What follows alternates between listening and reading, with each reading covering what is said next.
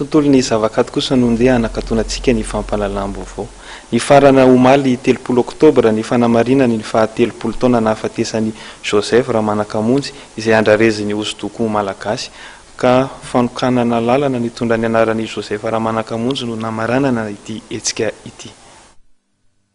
Ny làlana eto Anjoy izay mifanandrify amin'ny trano fonenan'i Joseph Ramanakamonjy tamin'ny fahavelomany no nampitondraina ny anarany. Làlana ditongotra eo amin'ny adin'ny sasany eo izy ity. Manomboka eo amin'ny lapan'ny tanàna Antananarivo miakatra amin'ny Andavavaratra, mihazo ny trano vato fitsarana Faravohitra, avy eo miakatra amin'ny fiangonana hetsika Ambavady Mitafo, ary dia mifarana eo amin'ny tranon'i Joseph Ramanakamonjy. Tsy mijanona treo ny hetsika Joseph Ramanakamonjy fa izy isan-taona amin'ny fampianarana fanaovana hosodoko erahana amin'ny fikambanana Joseph Ramanakamonjy. Fa ny zavatra fantatra fotsiny dia Ramanakamonjy mpanao hosodoko voalohany voaraitra amin'ny akademia malagasy. Betsaka ny voninahitra azony, ny fankasitrahana zany na teto toerana na tany an-dafy, na tamin'ny Comore, na tamin'ny Maurice, na tamin'ny Frantsa. Ny betsaka hitan'ireo amin'ny KM ireo koa ny taratasy soratan'ireo olona fanerasera taminy ary nakasitraka ny asa tanany.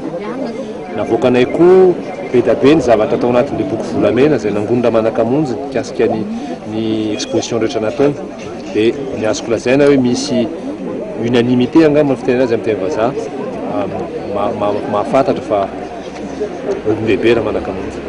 Raha iverenana amin'ny fankalazana amin'ny faha-30 taona nahafatesan'i Joseph Ramanakamonjy raha ny nambaran'ny mpikarakara naomby ny hetsika fanamarihana izay nanomboka ny 30 oktobra lasa teo.